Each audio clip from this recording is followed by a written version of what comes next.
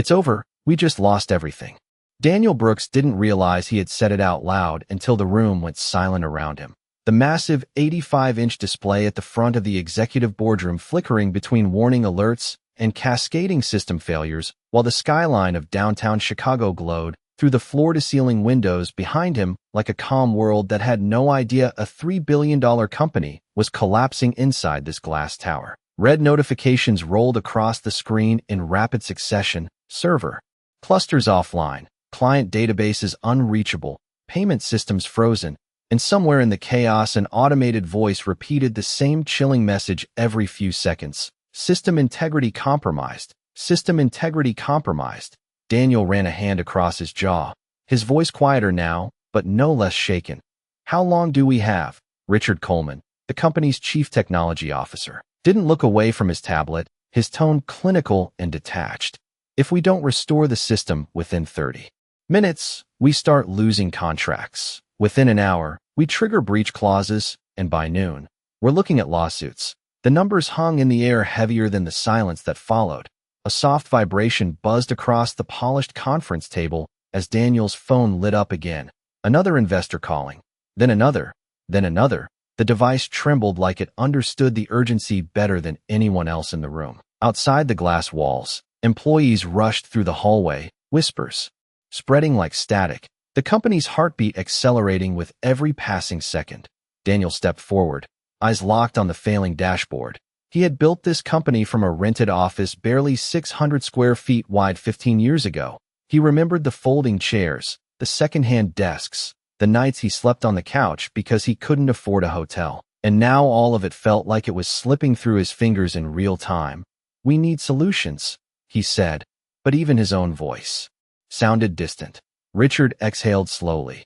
We've already tried rebooting the clusters. The backup server isn't responding, and our engineers are locked out of the core system. The words felt final, like doors quietly closing one by one. Someone near the end of the table muttered under their breath. Another executive leaned back, rubbing his temples. The room wasn't loud, but the tension filled every inch of space. The display flickered again, then dimmed, then flashed another warning. Daniel stared at it like he could will it back to life. The ticking clock on the wall read 10:14 a.m. Each second felt louder than the last. Then the door at the back of the boardroom opened quietly. Almost unnoticed, Angela Carter stepped in with a rolling cleaning cart, her navy uniform neat, her expression calm. She paused for a moment, sensing the tension, then moved slowly along the wall, emptying a small trash bin near the corner. No one acknowledged her presence. No one looked in her direction. The executives remained locked on the screens, on the numbers, on the collapse unfolding in front of them. Behind Angela, sitting quietly in a chair near the hallway, her teenage son Ethan Carter watched the display, his eyes moving across the error messages, his posture relaxed, almost curious. While inside the boardroom, the silence tightened again. Daniel looked at the screen one more time, his voice barely above a whisper now. Tell me there's still a chance. Richard didn't answer immediately. He just shook his head slightly, and in that moment, the room felt smaller, the skyline outside felt farther away, and the company Daniel built began to feel like it was already becoming a memory. The clock on the wall shifted to 10:16 a.m., and the tension in the boardroom tightened like a wire pulled too far. Daniel Brooks watched as another red alert appeared across the screen, and this time the warning was louder. Client authentication services offline, which meant millions of users across the country were suddenly locked out of their accounts. Somewhere in the building, phones began ringing in clusters. The sound faint but unmistakable, customer support lines lighting up like a storm, spreading across every department. Richard Coleman adjusted his glasses and spoke without emotion. We are now experiencing cascading failures across 3 regions, Chicago, Dallas, and Northern Virginia. He tapped his tablet again, and the large screen updated. A map of the United States flickered into view with blinking red nodes spreading across the Midwest and East Coast. Daniel felt the weight of it immediately. 3 regions meant national exposure. National exposure meant headlines, and headlines meant investors losing confidence. His phone vibrated again, and this time he answered, Daniel Brooks speaking. The voice on the other end was sharp, impatient. One of the company's largest investors calling from New York. Daniel, What is happening? Our partners cannot access the platform. Daniel glanced at Richard, then back at the screen. We are working on it right now. The investor did not sound reassured. You have 15 minutes before we start reviewing contingency plans. The call ended before Daniel could respond. He lowered the phone slowly. The room remained silent. Someone at the far end of the table shifted in their chair. Another executive whispered something under his breath. Outside the glass walls, more employees gathered in small groups, their faces tense, their movements hurried. Daniel stepped forward again. How did this even happen? Richard hesitated, then answered carefully. We suspect a memory overload in the central processing cluster, but the logs are incomplete, which means something deeper may have triggered it. Daniel stared at the screen. The alerts continued stacking. Then another warning appeared. Backup servers unresponsive. The words felt heavier than anything before them. That is not possible, Daniel muttered, because backup systems were designed to prevent exactly this kind of collapse. Richard shook his head slowly. It should not be, but it is. Behind them, Angela Carter quietly moved her cart along the back wall, replacing a liner in the trash bin, her movements calm, almost invisible. Ethan remained seated near the hallway, his eyes still fixed on the large screen, scanning the flashing error codes, his expression thoughtful. While inside the boardroom, Daniel placed both hands on the table, leaning forward. What do we have left? Richard paused, then answered honestly. We have nothing left except manual intervention. The words settled heavily in the room. Manual intervention meant direct access to the system core, something only senior engineers could attempt. Daniel glanced toward the engineers gathered near the wall, their faces uncertain. One of them shook his head slightly. The system architecture was too complex, too fragile. Another alert flashed across the screen. Data sync failure detected. Daniel exhaled slowly. The air in the room felt thinner now. The skyline outside remained calm, sunlight reflecting off nearby buildings. The world outside unaware that inside this glass tower, a company built over 15 years was slipping closer to collapse with every passing second. The clock shifted again to 10:18 a.m., and the room felt even quieter than before, not because the alerts had stopped, but because everyone had begun to understand what those alerts meant. Daniel Brooks stood motionless at the head of the table, while another warning appeared across the screen. Data latency critical, client transactions pending. The words flickered like a slow countdown. Richard Coleman leaned closer to the display, his fingers moving across the tablet as he attempted another manual access request, but the response came back the same: access denied, system unresponsive. He exhaled quietly, not frustrated, just resigned, as if the outcome was already written. Near the back wall, Angela Carter gently rolled her cleaning cart toward the far corner, her movements steady and careful. She replaced a paper towel roll near the counter, her eyes briefly scanning the room before returning to her task. She had seen tension before, long shifts, late nights, executives arguing behind glass walls. But this felt different, heavier, the kind of silence that made people stop breathing without realizing it. Beside the hallway entrance, Ethan Carter remained seated, his hands resting loosely on his knees, his gaze still fixed. On the massive screen, he watched the error codes cycling, the same lines repeating: memory allocation failure, thread overflow, cluster desync. His eyes narrowed slightly, not confused but focused, as if the patterns were beginning to form something familiar. Inside the boardroom, one of the senior engineers finally spoke, his voice cautious. If we attempt a manual override, we risk corrupting the remaining data. Another engineer nodded slowly. And if we do nothing, we lose everything anyway. The conversation felt like choosing between two impossible outcomes. Daniel ran a hand across the polished table surface, the reflection of the red alerts flickering across his sleeve. He remembered the early days again, when every problem felt solvable, when the team worked in one room and solutions came faster than fear. Now the company had grown, the systems had expanded, and the stakes had multiplied. And suddenly everything felt fragile. Another vibration buzzed across the table as multiple phones lit up again, emails flooding in, notifications stacking, the sound subtle but relentless. Outside the glass walls, more employees had gathered, some holding tablets, others whispering, the tension spreading floor by floor. Ethan leaned slightly forward in his chair, his eyes tracking a new error message that appeared briefly before disappearing. His expression changed, not dramatically, just enough to suggest recognition. He watched as the same message flashed again, memory leak. Detected in cluster node 12, then vanished. He tilted his head slightly, studying the pattern. Angela finished replacing the liner in the last trash bin and gently pushed her cart toward the exit. She glanced at Ethan, offering a quiet, reassuring smile. He nodded faintly, but did not look away from the screen. Inside the boardroom, Daniel finally spoke again, his voice steady but heavy. "Give me something, anything." Richard paused, then answered honestly, "We are running out of options." The words settled into the room like a final verdict. The clock ticked louder, 10:19 a.m., the skyline outside remained calm, sunlight reflecting off Lake Michigan in the distance. But inside the boardroom the air felt charged, every second stretching longer than the last. And near the doorway, Ethan Carter leaned forward slightly, his eyes still locked on the flashing screen, as if he was seeing something no one else in the room had noticed yet.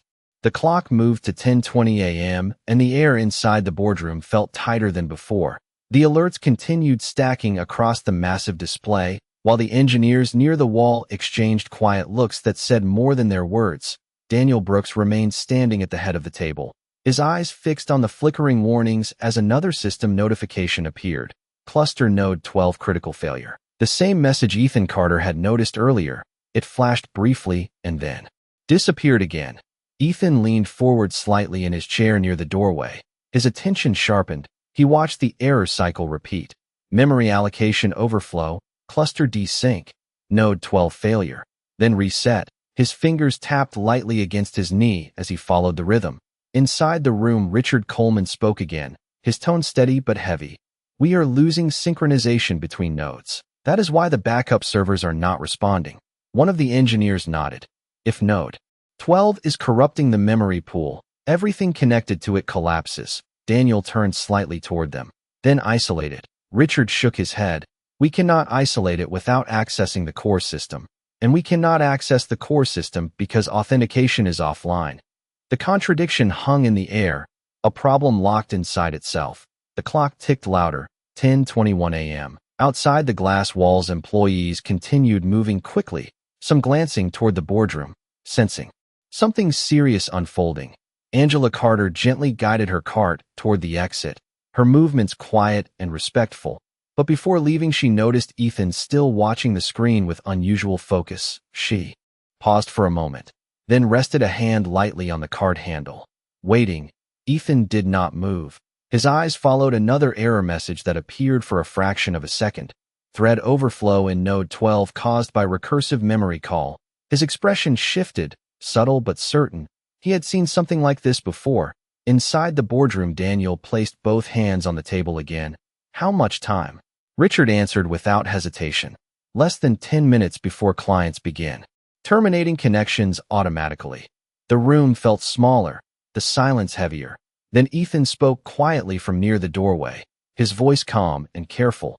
"It looks like a recursive memory loop." The words were soft but clear enough to reach the room. Several heads turned slowly toward him. The engineers near the wall exchanged puzzled looks.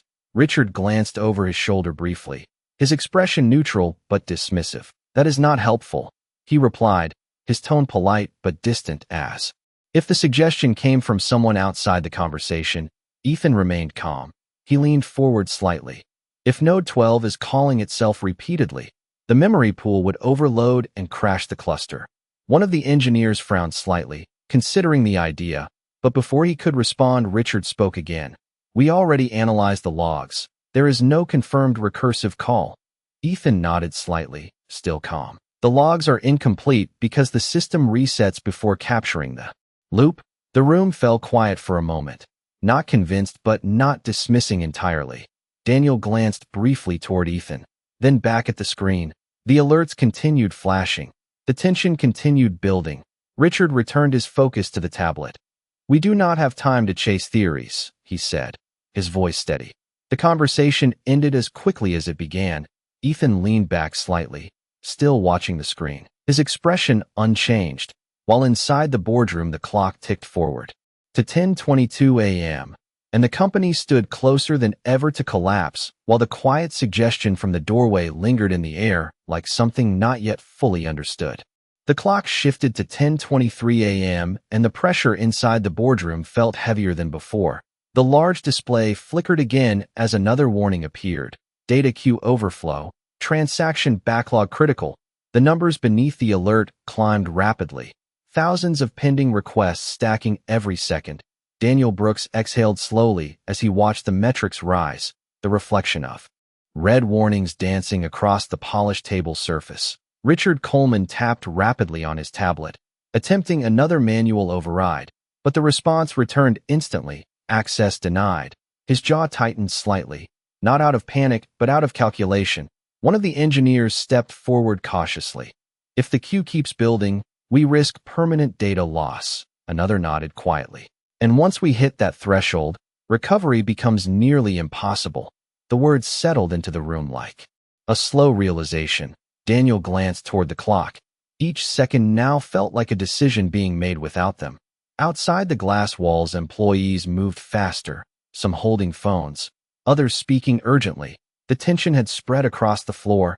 Near the doorway, Ethan Carter leaned forward again, his eyes tracking the repeating error patterns. Memory allocation spike, node 12 reset, thread overflow. The same cycle repeating faster now. His voice came again, calm but slightly more certain. It is definitely a recursive call. The room turned again, slower this time. One of the younger engineers looked toward Ethan with curiosity, but Richard spoke before anyone else. We already ruled that out. His tone remained controlled, but firmer now. Ethan did not argue. He simply pointed gently toward the screen. The reset happens every 12 seconds. That is not random. The engineer closest to the display glanced at the timer in the corner of the dashboard. He frowned slightly as he noticed the pattern. The reset indeed repeated at almost identical intervals. Daniel noticed the hesitation. He followed the engineer's gaze toward the screen. The next cycle appeared. Memory spike. Node 12 failure. Reset. 12 seconds again. The silence in the room deepened. Richard tapped again at his tablet. Even if it is recursive, we cannot access the core to stop it, he said. As if closing the conversation, Ethan nodded quietly. Unless you bypass authentication. Few executives exchanged quick looks. The suggestion felt bold. Daniel turned slightly toward Ethan. Bypass authentication. Ethan nodded, still calm. If the system core still accepts local commands, you could isolate node 12 directly. Richard shook his head immediately. That is extremely risky. Ethan did not respond emotionally. He simply looked back at the screen. The next reset cycle appeared again. Exactly 12 seconds later, one of the engineers whispered quietly, "He might be right." The words were soft but noticeable. Richard remained silent for a moment, his eyes scanning the dashboard. The alerts continued stacking. Daniel looked from the screen to Richard, then briefly toward Ethan.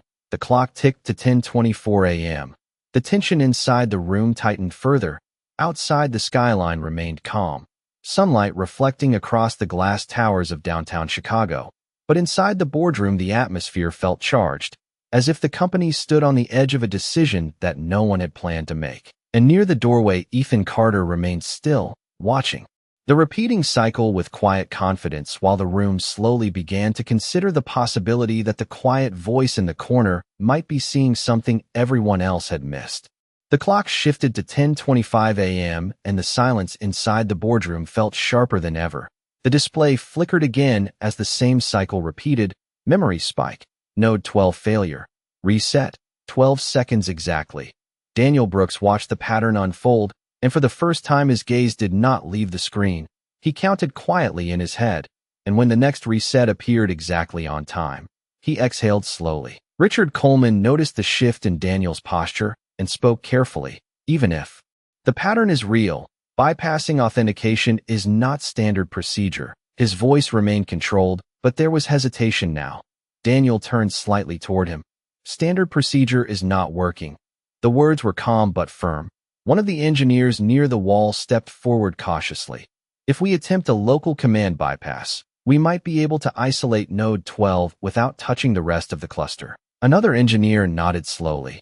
It is risky, but it is still better than letting the queue overflow. Richard folded his arms, his eyes scanning the dashboard again. The alerts continued stacking, transaction backlog climbing, client timeout warnings beginning to appear. The system was nearing the threshold. Daniel looked toward Ethan Carter near the doorway. "You said bypass authentication." Ethan nodded quietly. "If the core still accepts local commands, you can isolate the node and stop the recursive loop." Richard exhaled slowly. "And if he is wrong, we could lock ourselves out permanently." The room fell silent again. The clock ticked louder, 10:26 a.m. Outside the glass walls, more employees had gathered, some watching through the transparent panels, sensing the gravity inside. Daniel glanced once more at the flashing alerts, then back at the engineers. "What do we have to lose?" The question hung in the air. No one answered immediately, because everyone already knew the answer. Another alert appeared.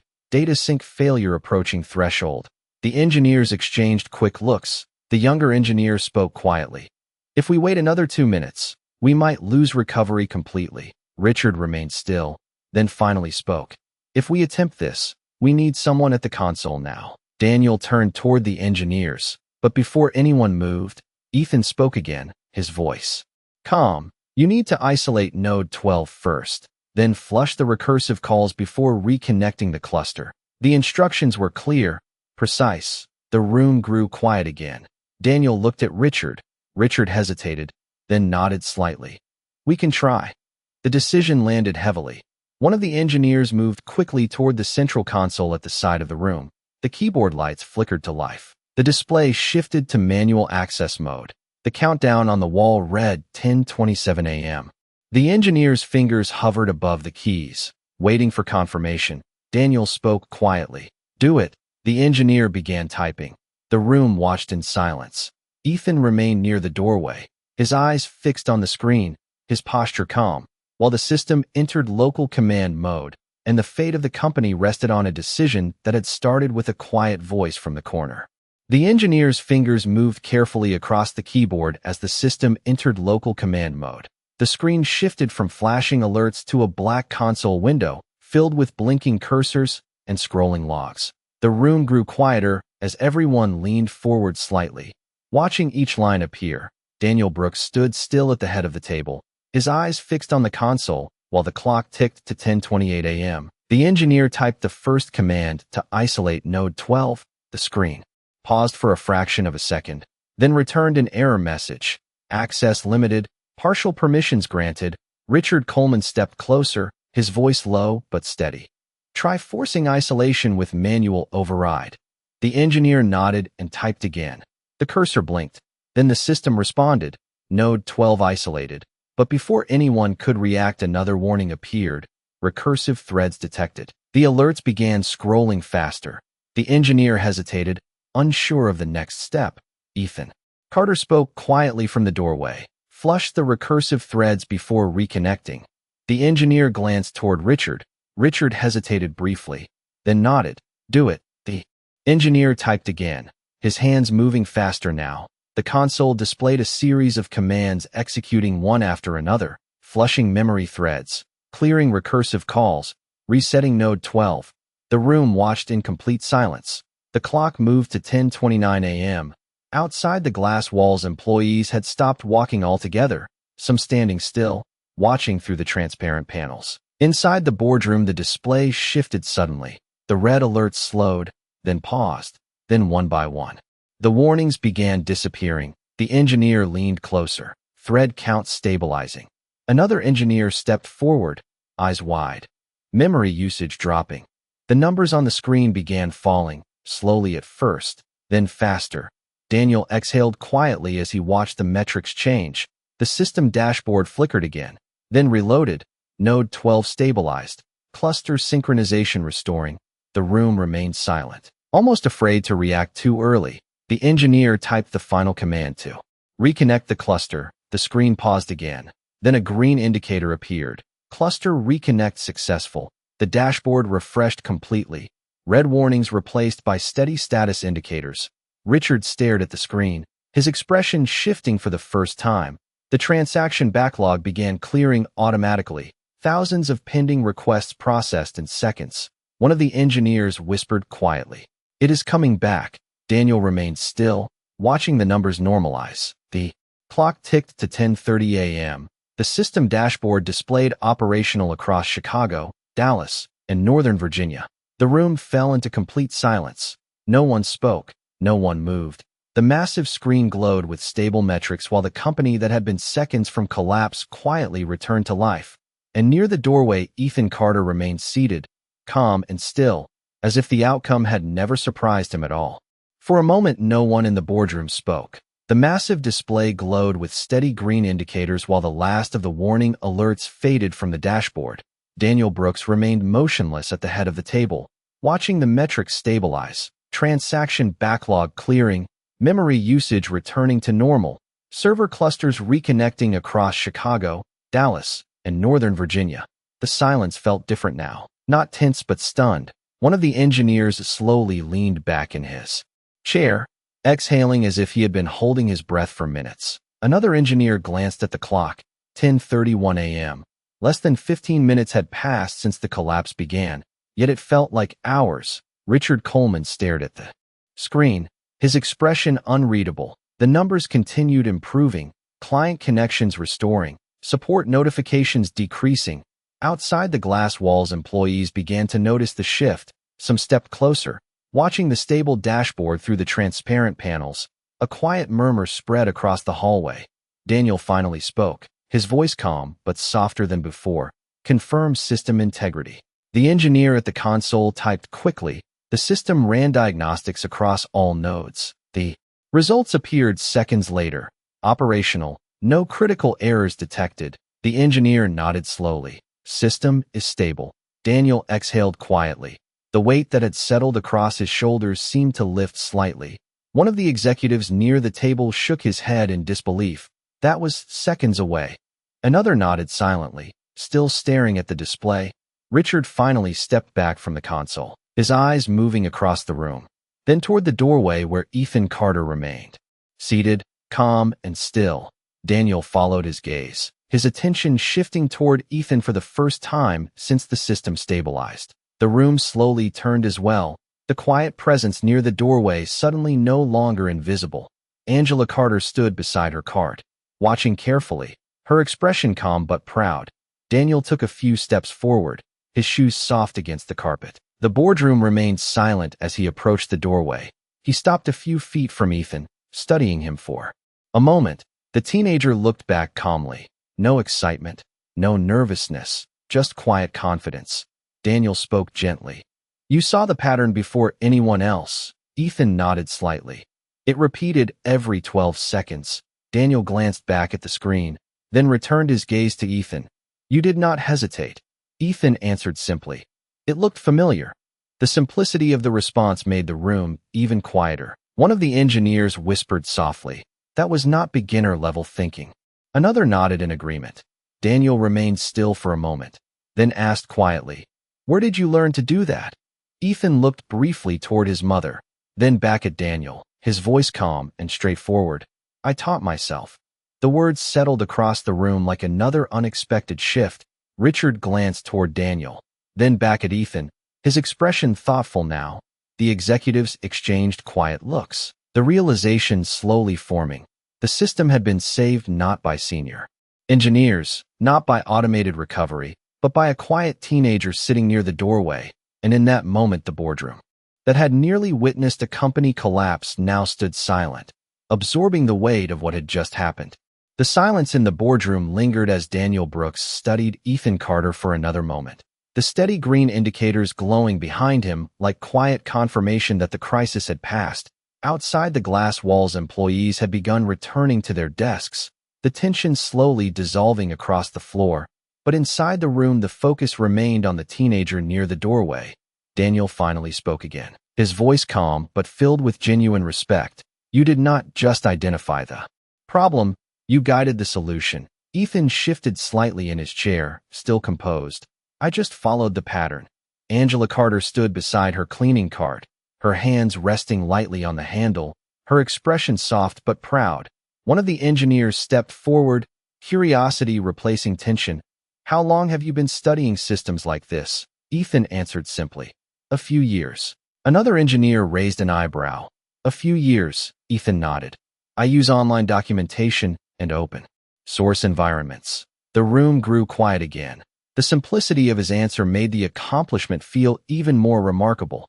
Daniel glanced briefly toward Richard Coleman, who remained thoughtful, then back at Ethan. How old are you? Daniel asked gently. 17. Ethan replied. The response settled across the room like another quiet revelation. One of the executives shook his head softly. Unable to hide his disbelief, Daniel exhaled slowly, then spoke with quiet certainty. You saved a company that employs over 4,000 people today. Ethan looked slightly surprised, but remained calm. Daniel continued. You prevented contracts from collapsing, investors from pulling out, and thousands of clients from losing access. The weight of those words filled the room. Angela glanced at her son, her eyes warm but steady. Daniel paused for a moment, then extended his hand toward Ethan. A simple gesture, but meaningful. Ethan stood and shook his hand, the moment quiet but powerful. Daniel spoke again. If you are willing, I would like to offer you something. The room leaned in slightly. Daniel continued. A paid internship starting this summer, full access to our engineering team, and when you graduate, a scholarship funded by this company. The room remained silent, absorbing the offer. Ethan looked toward his mother briefly. Angela nodded gently, her expression filled with pride. Ethan turned back to Daniel. Thank you, he said quietly. Daniel nodded once, then turned toward the room. Sometimes solutions do not come from where we expect. The engineers exchanged thoughtful glances. Richard gave a slight nod, acknowledging the moment. The boardroom that had nearly witnessed collapse now stood calm and reflective. Outside, the skyline of Chicago shimmered under the late morning sun, and inside the glass tower, a quiet teenager who had walked in unnoticed beside his mother left the room no longer invisible, while the company he helped save moved forward with a renewed sense of humility and possibility.